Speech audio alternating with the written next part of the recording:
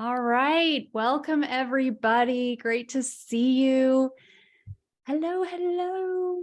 So glad that you're here. And I'm Kara Goodwin, host of the Meditation Conversation podcast. And I'm here with Michael Massey.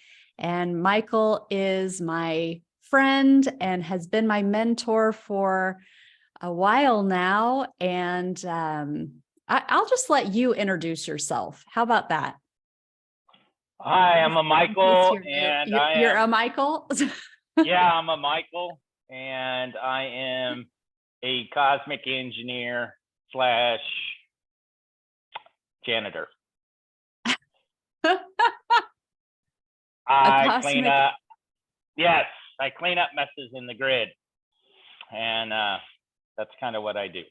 Okay, let me get out my notebook actually, because there are things that I want to make a note of real quick, because that might be a good one. I know that there are a couple stories that go with that we might want to touch on, but cosmic janitor. Yeah. All right. Great. Well, I'm so happy that those of you who are here with us on Zoom are here. I know we are also live streaming with the Conscious Awakening Network. I have not figured out how to monitor the other platforms. So if you are watching this live stream on the Conscious Awakening Network or on Roku or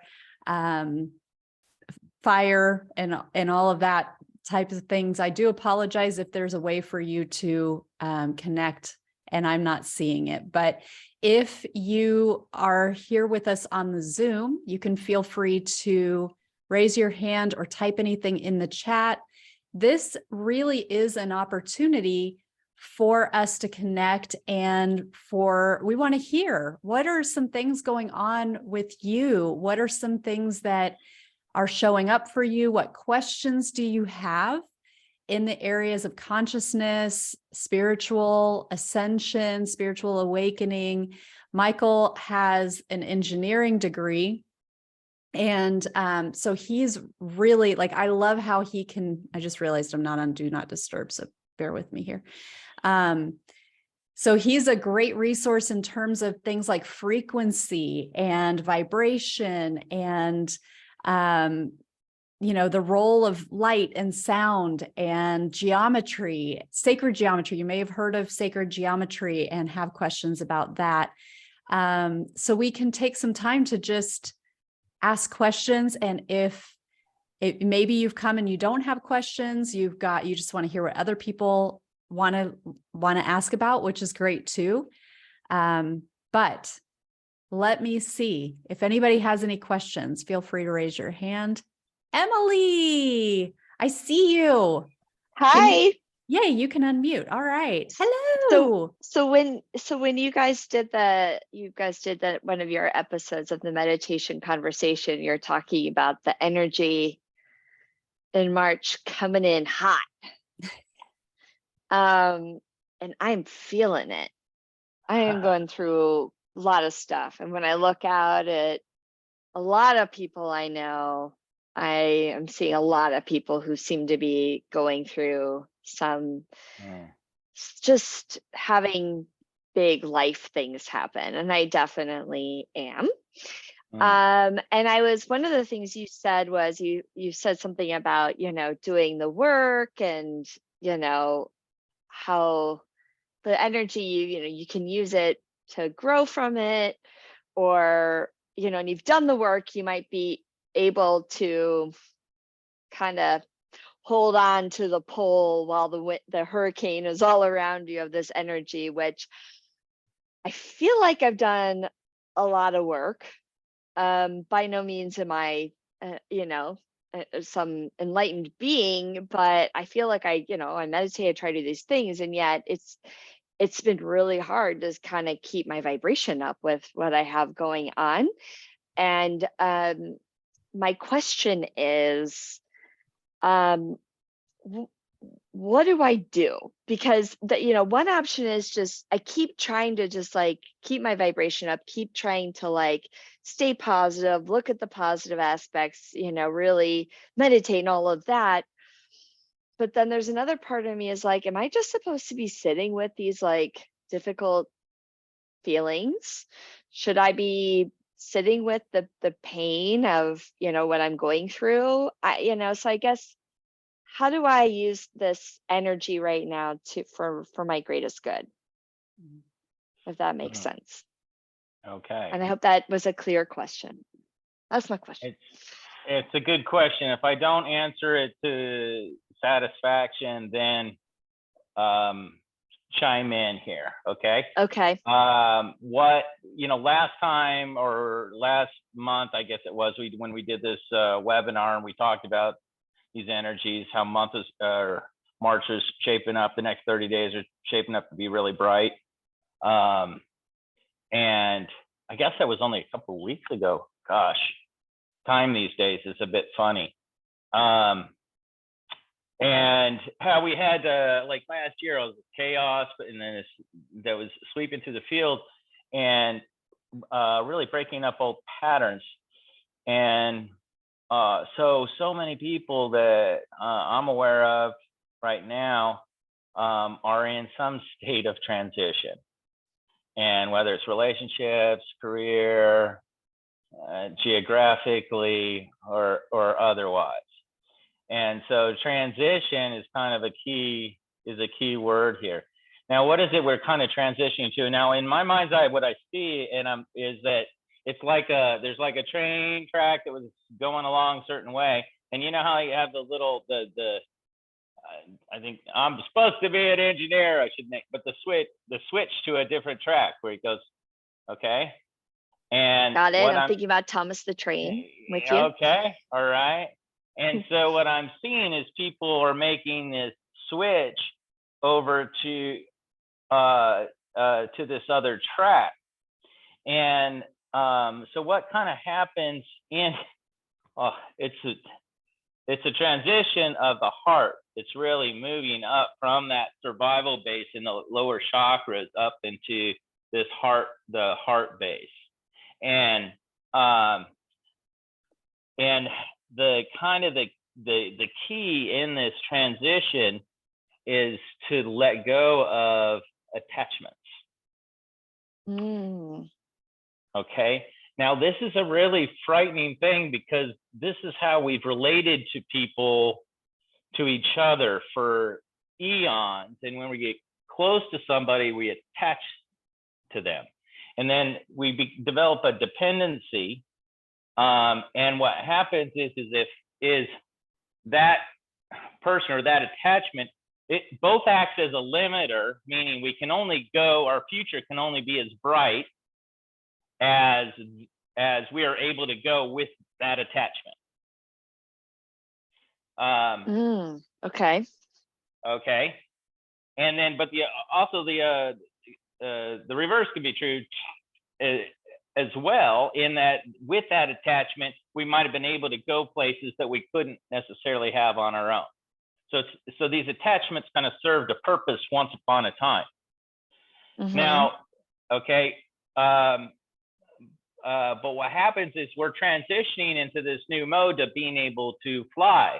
And it's like our heart gets wings, literally, and we're able to navigate in a new way. Instead of having attachments at this next stage, what we have instead is connection.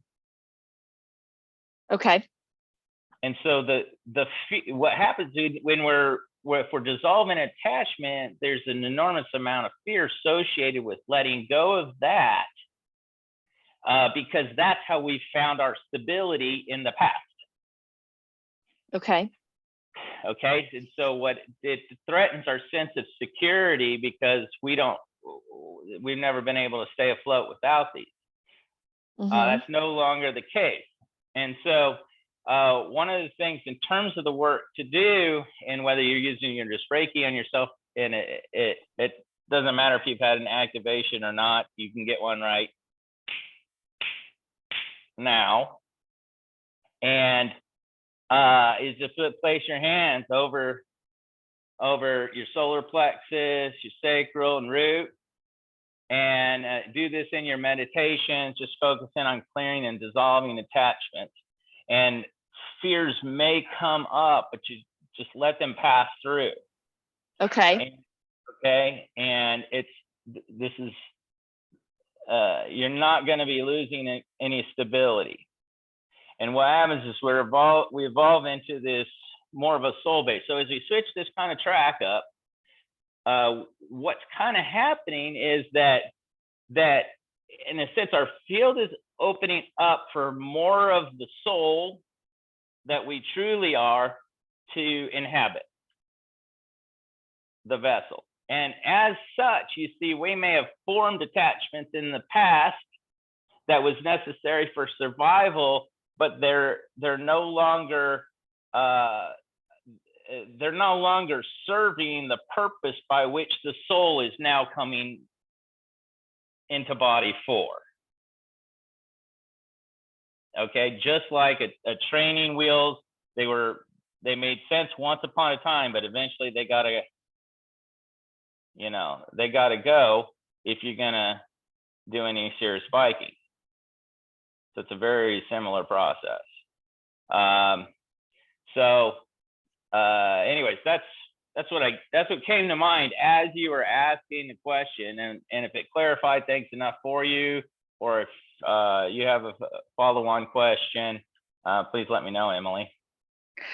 I of course now I have like 5 questions, but I'm going to let other people ask questions. So, but thank you. That was really helpful. Okay. That's awesome. Thank you, Emily and Michael. One thing that it made me think of, I want to try to share my screen. And because I was just, let's see, can you see my desktop here? Yes. Yep. Is this in the way? Is there something in the way? Or can you just see it? I've got a toolbar here. I see. Did you know? Okay. So I was just working on this, and this, Michael, you were the inspiration because you were the first one to kind of bring this to my attention.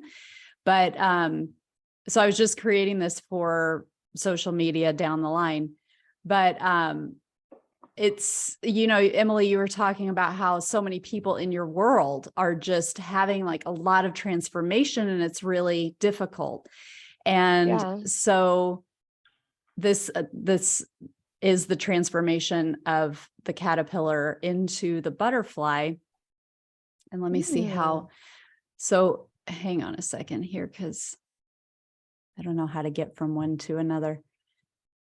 So once it's in that chrysalis, the caterpillar actually digests itself and it dissolves all its tissue, which I always thought that it just kind of like the caterpillar stayed kind of like digests itself. Wow. Well, I always thought it was kind of like the caterpillar was the middle of the butterfly and then the wings come out, but it actually just completely breaks down in the chrysalis. And then there's this time where there's not a caterpillar or a butterfly. It's like this soup. It's like a gooey soup where it's just completely broken down and it's unrecognizable. And then once all of the tissues are disintegrated, then it uses that goo to fuel this rapid cell division that's required to form all of the features of the butterfly. And so the point being that that central to the process of the transformation is the complete disintegration of what the caterpillar is. That complete surrender, it just totally goes away in order to become the butterfly it was always destined to be. So I see a lot of people in this, right now, where it's just like, what is happening? Where are we? Who am I? And, like we were just talking about, the relationships breaking down, careers, people just not, health. There's a lot of physical health issues as well, a lot of mental health issues. And so if you find yourself, anybody who's listening who finds themselves in this place right now, there might be this like, oh, I want to get back to where I was, Yeah. but rather than like trying to clutch on, like Michael was saying with those attachments, but rather than trying to get back to where you were, it's kind of like, what are you becoming? Where are you going? What transformation is happening? And there is that breakdown that can be really necessary. Personally for me, the year 2016 was when my world became really unrecognizable and just things really started falling apart. And I remember, like I wanted that familiarity. I wanted things to go back to where they were. And that was a huge catalyst to, a completely different version of life for me. But I had to go through the birth canal, so to speak, to get to the next phase. So I just wanted to share that because I literally was just working on that like right before I logged on to this Zoom. So we're in the goo, or I'm in the goo. yeah. I am goo. Feels very much that way. And this is like, it is, what can the caterpillar do in order to join the efforts in the becoming of a butterfly, right? There's nothing really for it to do except for to just trust the process and surrender to it. That's very much true. And what's really helpful here is that connection, however you may have it, to a higher power. And that's you just think of the super intelligence that's aware of both that which you were, that which you are, and that which you are to become. Okay. Right? That would be that presence, that entity, that energy, that intelligence would be the one to trust. Because it's right? It's hard to trust anything else. In fact, it's hard to trust anything else at all. And that's really the point of the disintegration, is to bring you into a trust or alignment with that. And then everything can collapse, and then it gets rebuilt. And everything that's around us might still be here, but it's us that have changed. So it doesn't mean, and this is one of the things that people feel, back to the other, the point about the attachment versus connection, is that the fear that comes up if I'm going to break an attachment to a mother, a spouse, something, even a child, the fear is that you're in breaking that attachment, you're going to lose that person. Yeah. But it's not the case. You're not losing anyone. Okay, you're just removing the tether that ties you together in favor of this Wi-Fi connection that keeps you always connected. Okay. But free to move.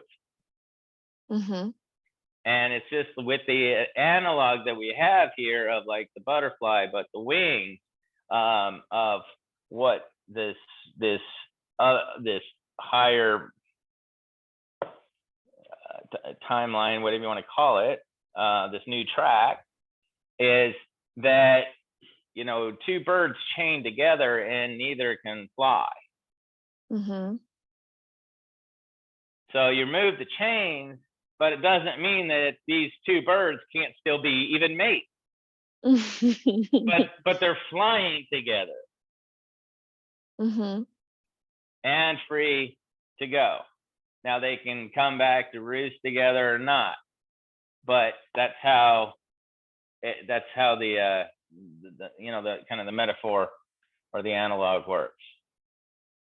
And is that true for everybody right now? This letting go of attachments? I mean, is that Pretty just like much. the general theme? It's a general theme, whatever they might be, and it can be, attachments to, with people they can be the most profound, but attachment we can get it. We're humans. We get attached to everything. Yeah. We certainly get attached to our routines. We get attached to a version of reality that we think Mm-hmm. is true, and we get attached to certain futures. Mm. And that's the big one, and that's the toughie, really, that to let go of, because we can't help ourselves. But along the way, what we're doing is we keep imagining, and we keep trying to imagine a beautiful way to die, basically an end of life scenario that's pleasant, right? Yeah. So, like, people don't spend their whole lifetime dreaming about how, what's the most miserable way I could, spend the last decade of my life here. Mm-hmm. And so we tend to make decisions a lot based on how something in the present, how we think it's going to affect that future. Yeah, definitely. And I definitely feel that way right now. Yeah. So now imagine going, oh, what courage it takes to go, I'm going to let go of that future. And knowing that if I let go of that future, it doesn't mean I don't have a future, but I can let go of that and go, wow. And now let's load in, what does that higher power, that one that can see and knows past, present, and future, and understands this process and is the governor of this process, then allow that future to repopulate with something better. And it's okay to hold out, and you go, I'm just going to create a waiting room there, and it's waiting for the brighter future to load in. I'm not gonna settle for a terrible future. I'm gonna hold out for the best and brightest. Yeah, and that's where like the fear. I mean, it's just I feel like there's a lot of fear. I don't want to screw up. So. Yeah. Well, I just need to let go. Let go and do whatever you got to do to not listen to the fear. Mm-hmm. And especially if the fear's coming into our own self monologue, and because it seems to be our own voice in the head, we think it's actually real. Mm-hmm. But it's just a thought. Mm-hmm. And so when you have doubts about the future, turn doubt on its own tail and doubt the doubt. Okay. I'm gonna put that. I'm gonna put that as my wallpaper. Yeah. I like that. Doubt the doubt. I love that. Beautiful. Thank you. That's awesome. Thank you both. Let's see, does anybody else, you can just unmute yourself, or you can put something in the chat if you want to. I know that there is, Lucia? Oh, no, but go ahead. I just muted myself. Yes, Hi. please. Hi, Lucia. Go ahead. I'm so glad to see you. Glad to see you too. I decided to join last minute. Awesome. Yes. And hi, everyone. Hi, Michael. Hi, Emily. Those are the only people I can see, but but if it's okay with you guys, right before joining this session, I just went within, did a little meditation, and somehow I just developed these practice along the way. It just happened one day where I just knew that in general, when I needed more rooting, more grounding, one day I just happened to imagine just this energy going all the way down, all the way to inner earth. And now I found a group of beings that help me root from all the way inside. And so normally when I go, there's a female energy, a male energy. Normally it's 1, 2, 3. And my intention was knowing that I was joining you guys tonight, that, you know, the best would come out of this session. And when I went, immediately there was a huge group, guys, and I got so emotional because there are so many beings just supporting us. So everyone that joined here, and it's the most I've ever seen in my vision. Oh, wow. And then I said, okay, help me just to pick from the oracle. I don't know if you can see, but this one, it says Gateway of Light Activation. And of course it's long, so I'm not gonna make these long, but I'll share the one that I got for the group, if that's okay with you guys. Yes, please. I love it. Yes, the card was the Emerald Tablet Activation, which looks like this. Oh. And just a small, what I thought was probably meaningful for the session. It says, when this Emerald Tablet Activation card appears, you're being called to remember the gifts you are carrying from previous lifetimes. Even if you don't always understand how to express them, there's a part of you that knows you hold great power within. So if this is meaningful to someone, I'm sure it will be somehow. I wanted to share that. Thank you so much for sharing that, Lucia. That's wonderful. So when you talk about the beings and you're being rooted down into the earth, do you see them as beings within the earth? Yes, almost human form, you know, not anything in particular, just full of light. And I can just normally just tell if they're female, male.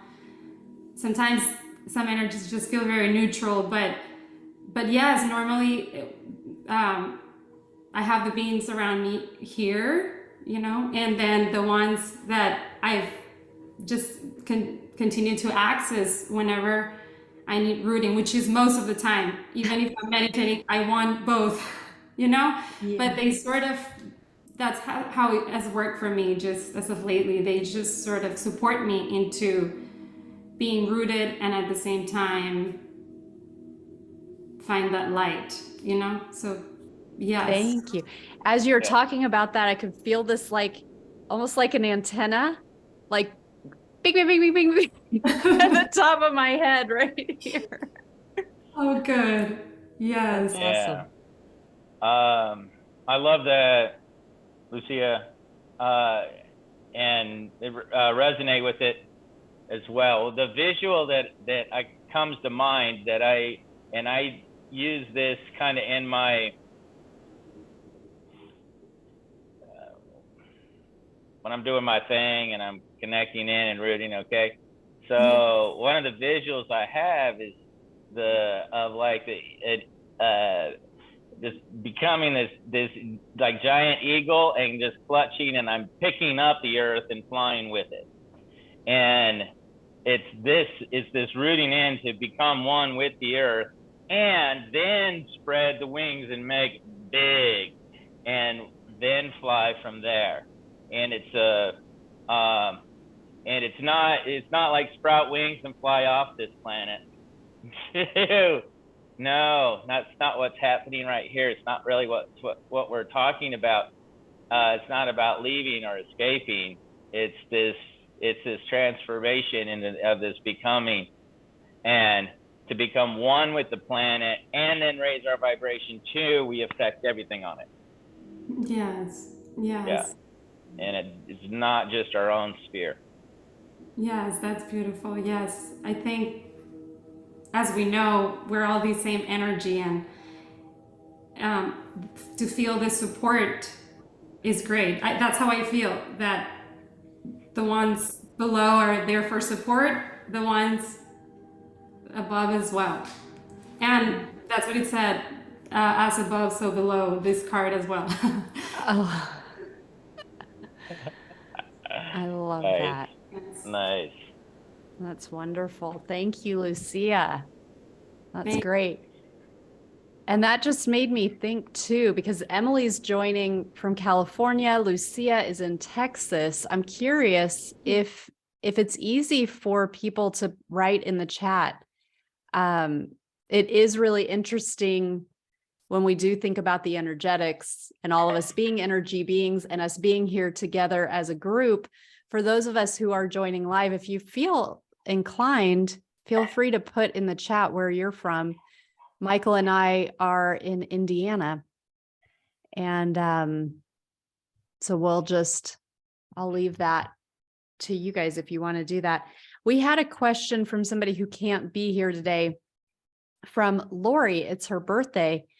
And I will just quickly ask this, Michael. She says she'd like to hear you speak more about this 2 years thing that keeps coming up in everything I listen to. It came up again in a session today. Just curious if you get this 2-year time frame as well, and what is the best way in meditation to tap into this energetic grid better. Okay. All right. So we have a 2-year kind of window right now with 2023 and 2024 that takes us through the completion of this particular solar cycle that we're on. So there certainly is this like class, what it was a couple weeks ago, I talked about March being just really bright.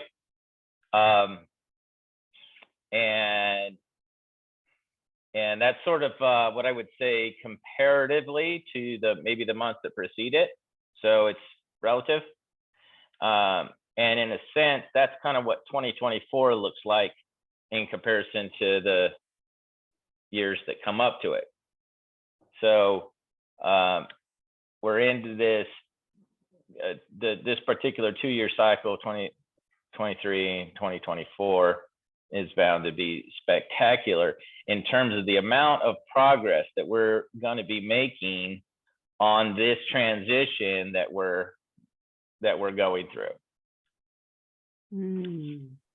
So now in terms of 2-year periods, that's frequently also, those have shown up along the way of that when we're going through, and this has happened with me before. So when we're going through a kind of a personal mission assignment that involves making some kind of a change, those usually we're given a 2-year windows to actually do those. So from a personal development or personal soul mission, usually that's a 2-year cycle. It's 2-year cycle Oh, interesting. to make that change, and that's a directive that's coming from from the soul level.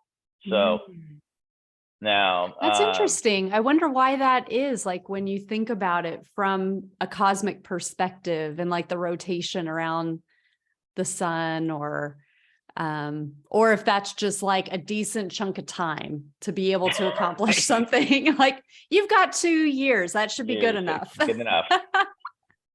Really, you could do it in 1, but we're give you a buffer. Give you a spare. Yeah. Okay. All right. Awesome. Well, thank you, Michael. And let's see, what was the last part of her question there? How to the best way in meditation to tap into this energetic grid better. Get yourself an eye mask. The blocking out even of the subtle ambient light that filters through. It just enhances the vision. So make sure you get yourself one of those eye masks, and make sure it has the little flap that covers the nose, because that really blocks out the light. And then consider audio music tracks. There's plenty to listen to. Choose that which makes you that you can feel. And let's see here. So eye mask music. What else do you got? What do you think, Kara? I mean, the fact that she's utilizing meditation in the first place is huge, because that can be,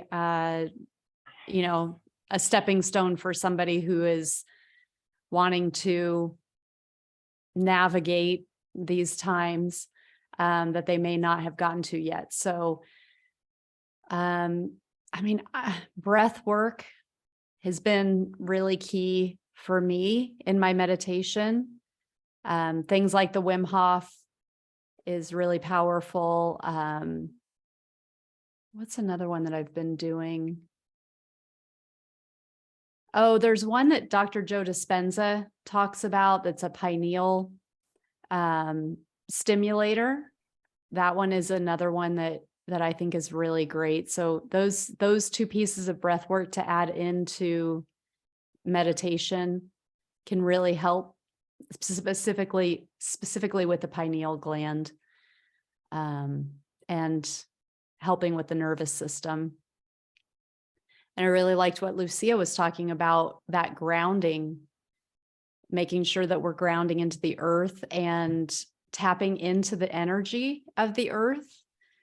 As the earth goes into its changes, the earth being a sentient being is having its own frequency shift. So as we do that connection and that grounding and that, attuning ourselves to, our organic kind of being, that is frequency, that I find is also a really powerful way to kind of get hooked in there and utilize those frequencies. So those are some things that come to mind on my side. Okay. Yep. Okay, great. I might just to that point is yes. Be conscious and aware of the 4 elements in your life. Period. And so don't just step into the shower and step out in terms of routine without, the proverbial smelling the roses. Make sure you feel the water. So that would be the elements of hydrogen and oxygen. Which 4 elements in particular should we be? Right. So feel the water. When you step outside, most people just they disregard or filter out the sensation of the air across their skin. But it's really exquisite. Pay attention to that. Feel the breeze.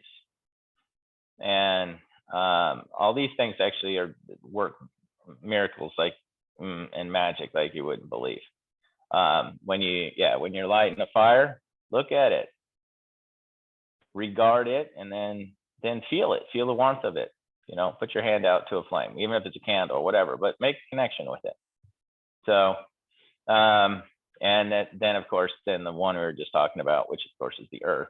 And if you're already adept and you can merge yourself with the center of the earth, then yes, do that. Absolutely. And alternatively, you can, or in addition, go out barefoot on the earth and do some grounding, hug a tree, put both your hands on a tree to complete that circuit. Yeah. Yeah. And even if you're not outside because it's winter time, but just getting out and getting in bare feet and just feel the floor, carpet or not, feel your feet touching the earth. It's all just, yeah, it's one big mass or matter. So yeah. Yep. Awesome. Thank you. And happy birthday to Lori, who asked that question. That's why she's not here. She has a Pi Day birthday. Okay. That's a good day.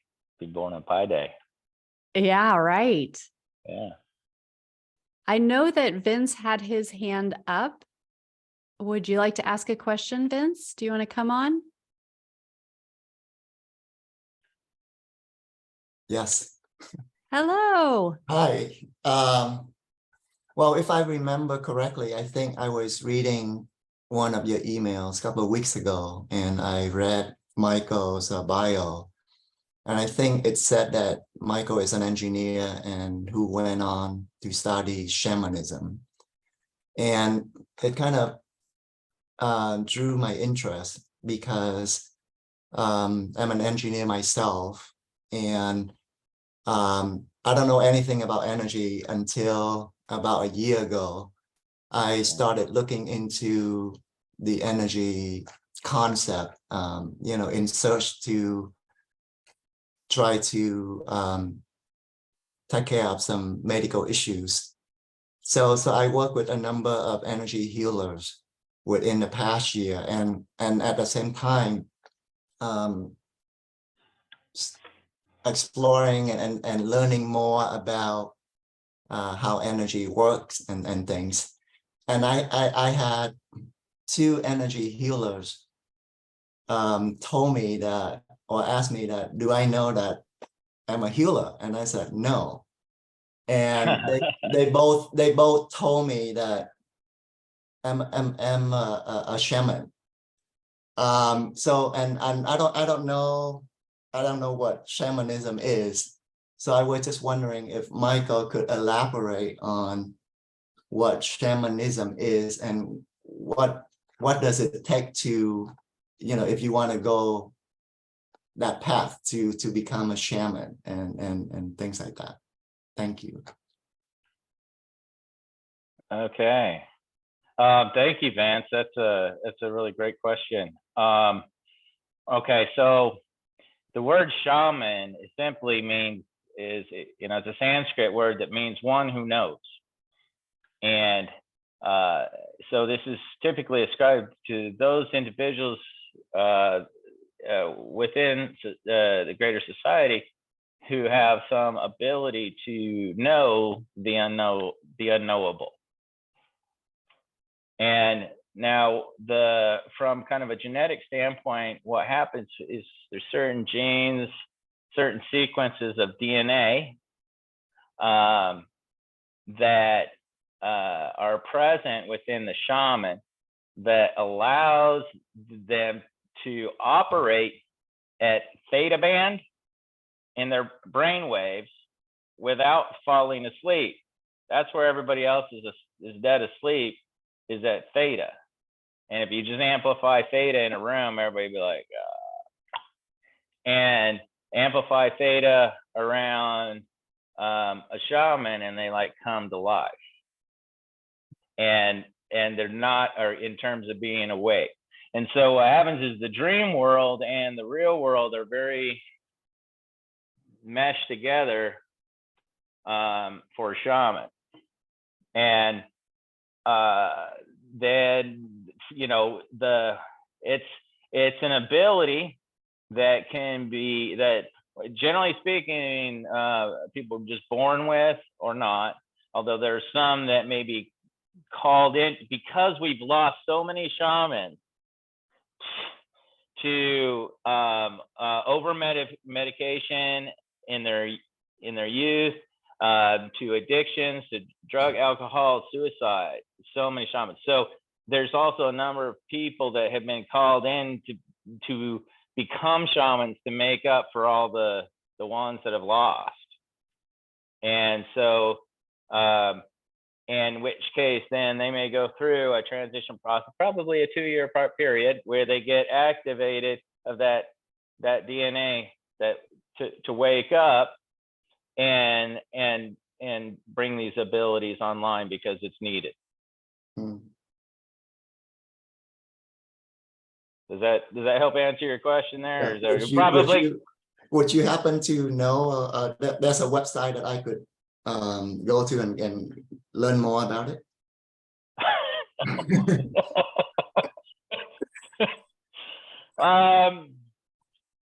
Yeah, well, you should be circulating an email. I think my emails or contact info is on there, and yeah, we'll see. I'll see what I might come up with for a resource for you. One place I would start for sure though is on YouTube. Okay. Is look for the Spirit Science series, and it's like animated. It's a little animated show, and they have, I don't know, 30 or so episodes of it. You don't necessarily have to watch them all, but I might totally do that. And Okay. so you watch, check out Spirit Science, and then believe it or not, the other one I would go through is the children's show that you can get, I think, on Netflix, which is the kids show. It's called Avatar: The Last Airbender. Okay. And if you enjoy, anime or anything like that, it's worth it, because it takes you through the whole journey. Mhm. And it's amazing that some of the best material that's out there is almost like it's unintentional material. In other words, it might come out of a Hollywood creative people maybe were actually channeling and making material that came out there. And there's actually more of that out there than there is any how to be a shaman book, that knocks it out of the park. But maybe you can write one. Shaman for dummies. There we Shamanism go. for dummies. There we go. Thank you. Thank you. Okay, and then just follow up with Kara or myself, and we'll get you pointed in the right direction. Thank you for being here, and thank you for your service, Vince. Thank you. I love that. I mean, I love the reflection of Michael's journey. It's so similar with this engineering, kind of background, and then that sort of very natural gifts that are lying latent under the surface. That's awesome. Yeah. Wonderful. Well, we do have a question in the chat that I'd like to ask. So somebody's asking, for years, I have used medical marijuana for pain relief and help with sleep. I take it at night and was able to come off my prescription meds. Could this be blocking my connection? I do feel guided. However, I'm not certain if that's what it is, or is my ego making it all up? Yeah. I think Abraham Hicks got asked this question once or something like that. And Abraham replied, well, we teach the practice of meditation. Some people say marijuana is more fun.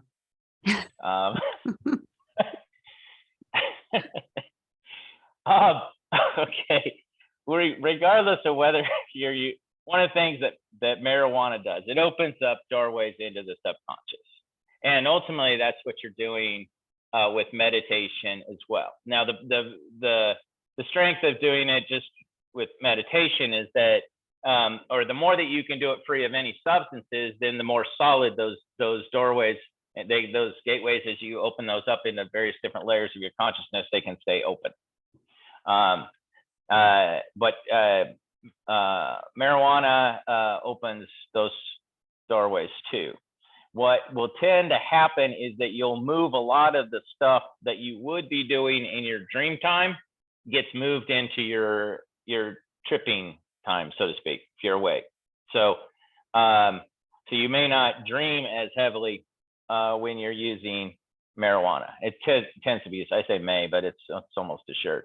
So it's one of those things that you can play around with it, and everybody's got to figure out their own biochemical, what things work for them, what doesn't, in terms of food, diet, substances, and what they use as medicine. Well, and to clarify the question, it talks about blocking the connection. So it sounds like there's maybe feeling like there's some interference there. Yeah. Does it block the connection? No, but the thought that it does. Mm. And Right. so, okay, and it's gonna shift, as it's gonna shift. It'll shift some of your dreamscapes, into your conscious experiences. But other than that, no, it doesn't block you. No. There is a very far upper limit that you can't go beyond with marijuana in your system, but it's way out. It's way up there. Way up there. Okay. And when that kind of alignment happens, it's I wouldn't worry about it. Yeah. Okay. So hopefully that addresses that question. If there are any follow-up questions, feel free to put that in the chat. Does anybody have anything else they want to cover?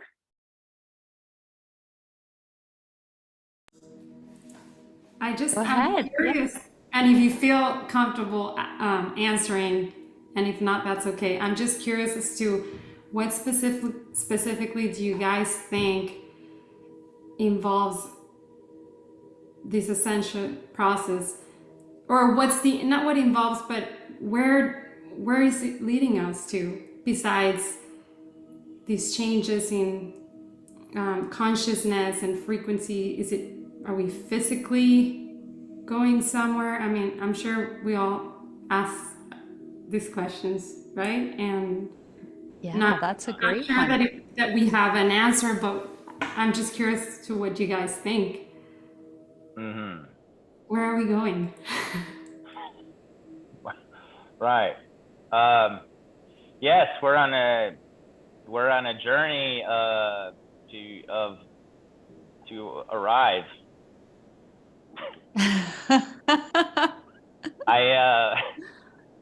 It's this one thing, okay? One way to answer this, Lucia would say, hey, where are we going? Anywhere you want. Okay. But before you can go anywhere that you want, you first have to come all together at point A before you can go to B.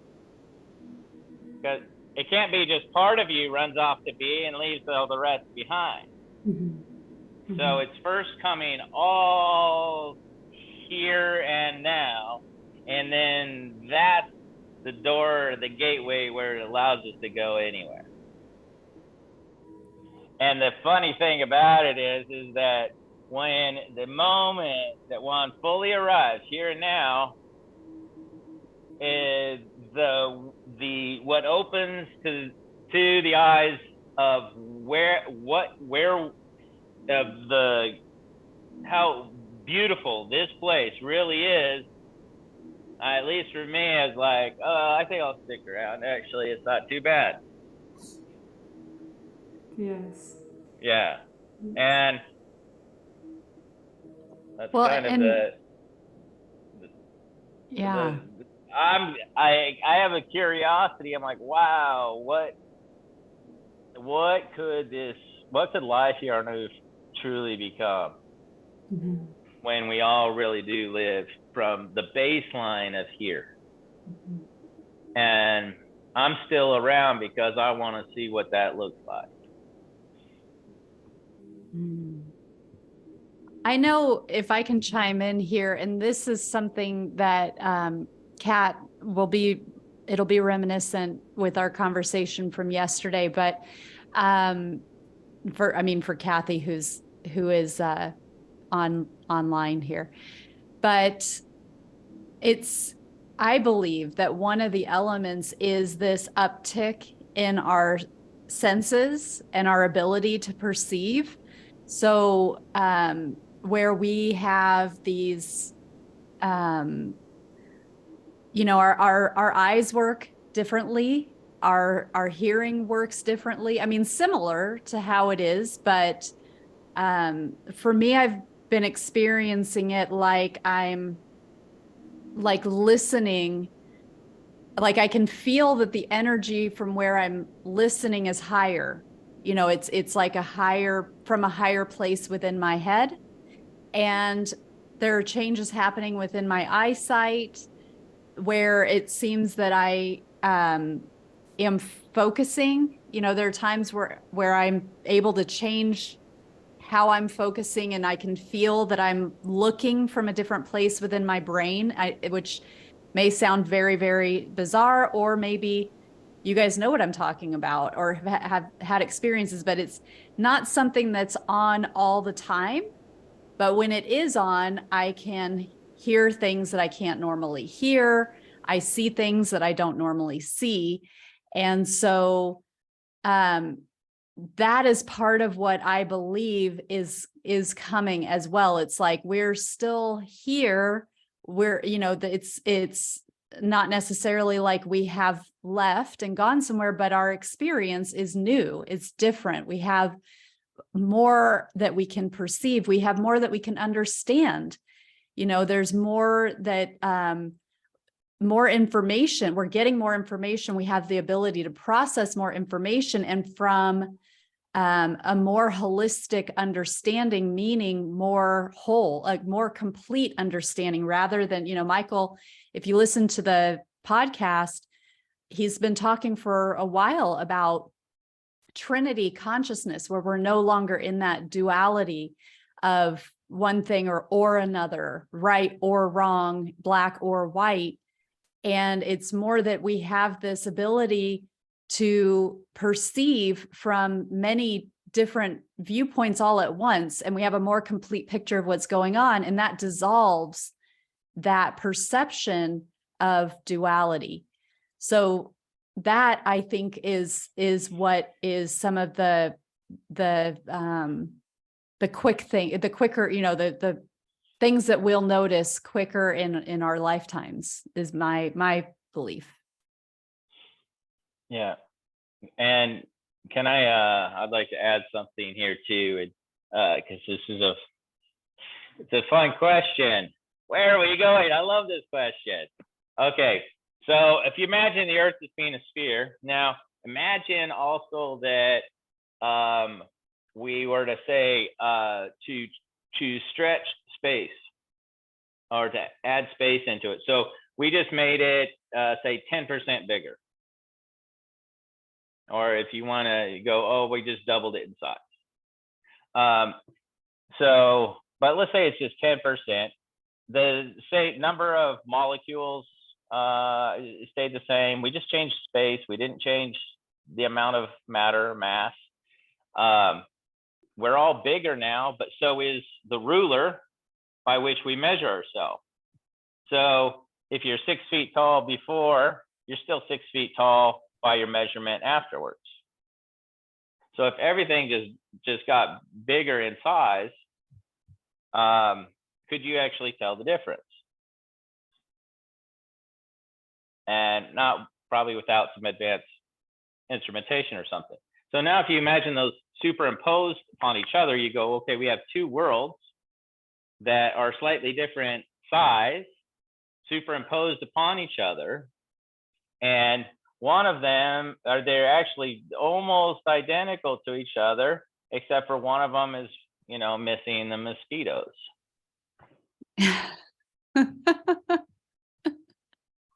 Literal and also metaphorical. And so where are we going? We're going into a new version of Earth that has everything that we have here, but it's minus the mosquitoes. And everything that goes along with it. So and the old Earth that we've known, the forces of fear are dominant. It's not that love isn't there, but I mean, get real. It's like, man, we get, we all know we've been feeling good, and then all of a sudden we get hit with some kind of negative, arrow or dart from someone, particularly from a loved one or something like that. It's just like, oh man, I'm like, why did that little negative thing have so much power over me? Well, imagine what if we could reverse those sides. So on like the new earth, it's the other way around. And so just the one, we can actually stay in this stable field without getting, knocked out of our game. And that itself would be huge.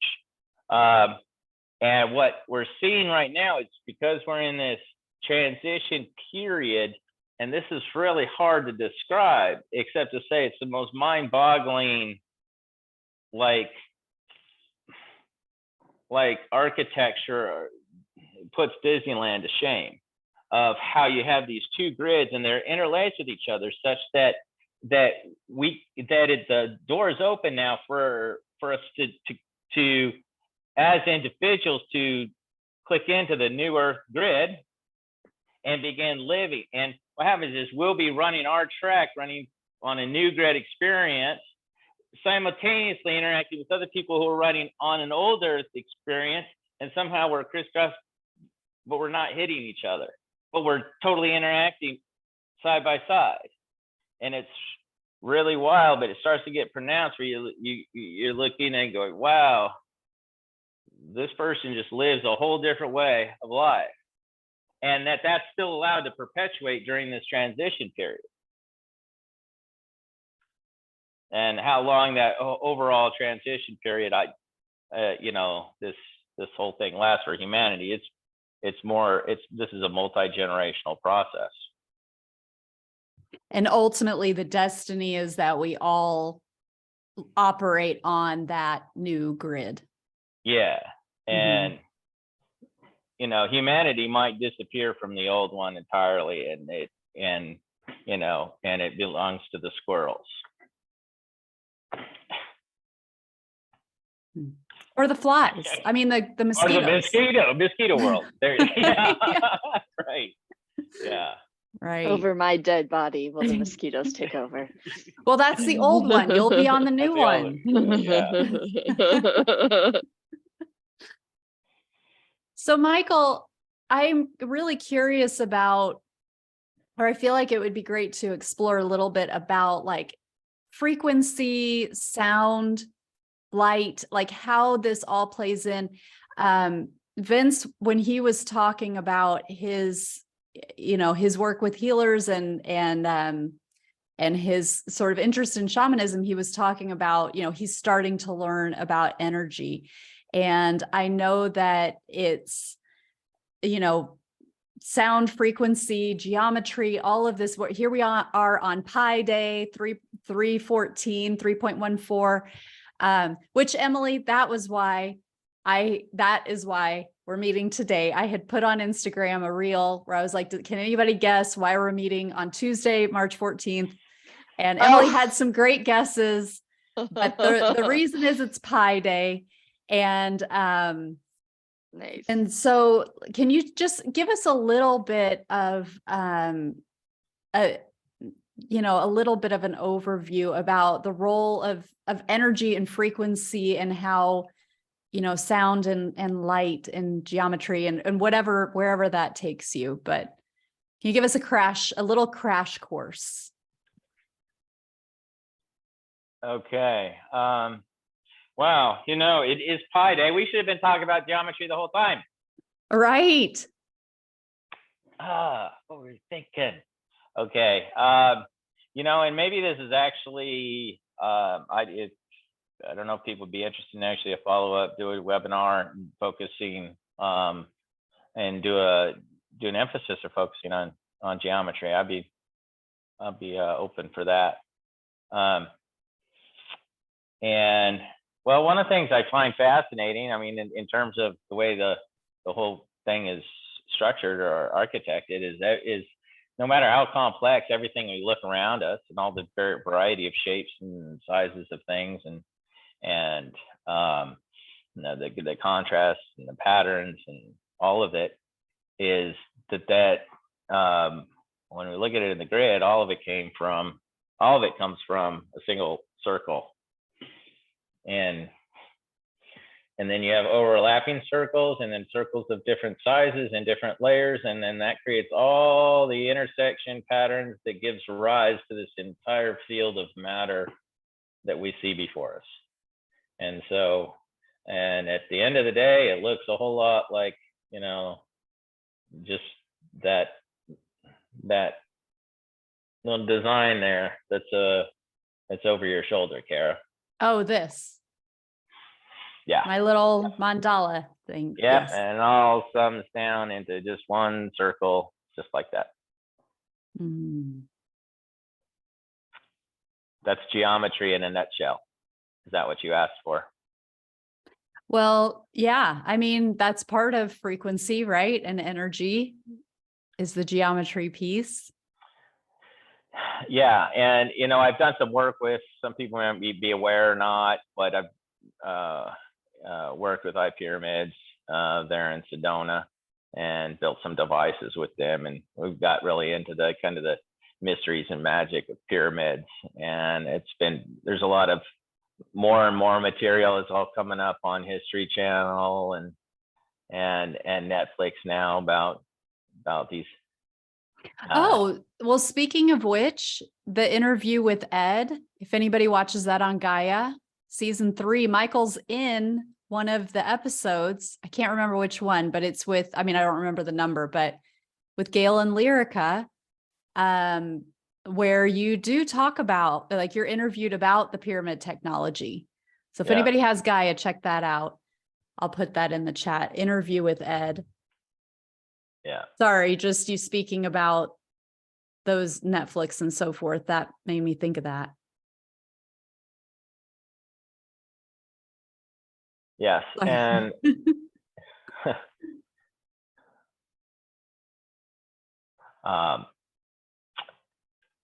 yeah, so the evidence there that, at least one of the one of the theories is growing in popularity, which has a fair bit of merit behind it, is that where we currently are, maybe it's not the first time that we've been here as a species. So it's that the full, if you look at the real history of humanity, there's been civilizations that have risen to an ascension point before, and they've completed their transitions and they're on a new Earth version grid,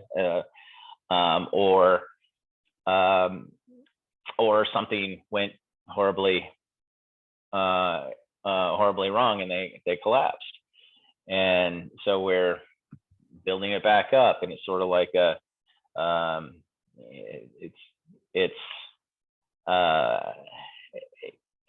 I think of it in terms of like electrical systems where you have a charge building up on a capacitor, and which a capacitor is kind of like a battery, but it's not. But it stores electrical charge, and as that charge and just builds up, and then it'll periodically arc or fire across another plate. And so that the pyramids and pyramid technology is really oriented or designed about tapping these etheric energies, and that when they're done properly, they provide a gateway, if you will, or it just like gravity actually flows into our universe, like from another dimension. There's other energy that can flow into our universe from another dimension, and the pyramids are part of that.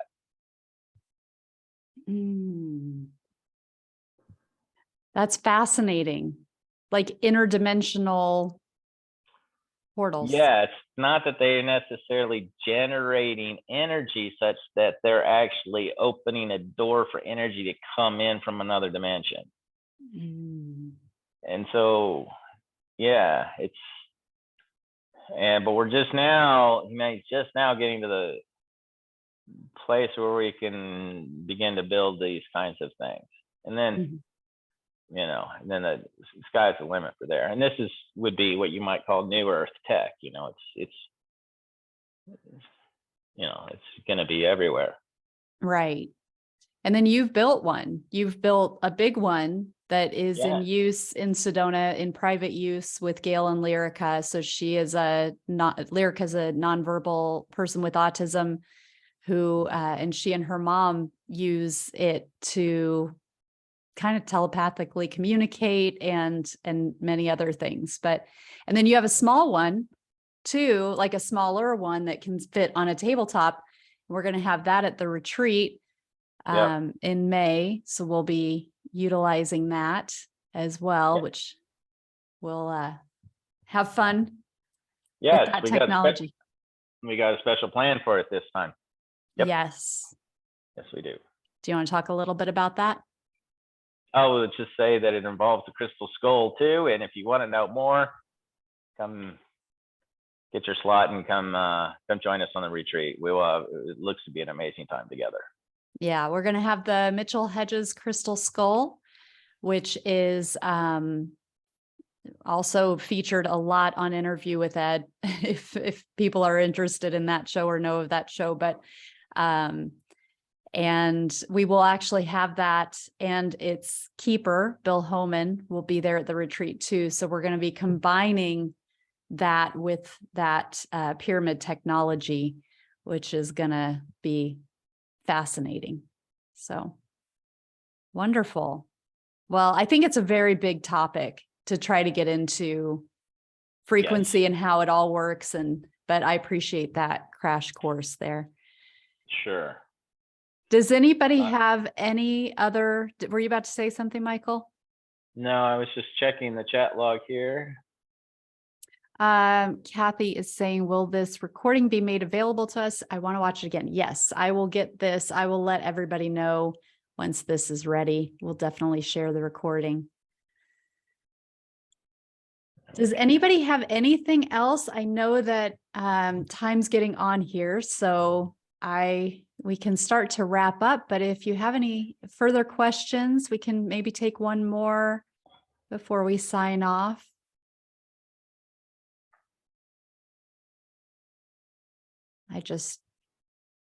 Okay. Sorry, I blocked my own view. Okay, well, I think then everybody's satiated, maybe overflowing. I feel overflowing. So thank you all so much for being here. It's been so much fun. I have loved this. So we'll do this again very soon. Yes. So thank you. Absolutely. And thank you, Michael. You betcha. Thank you very much. It Thank was you. beautiful meeting with you guys. Thank you. So happy to see everybody. Have a wonderful rest of the evening. All right. See you later.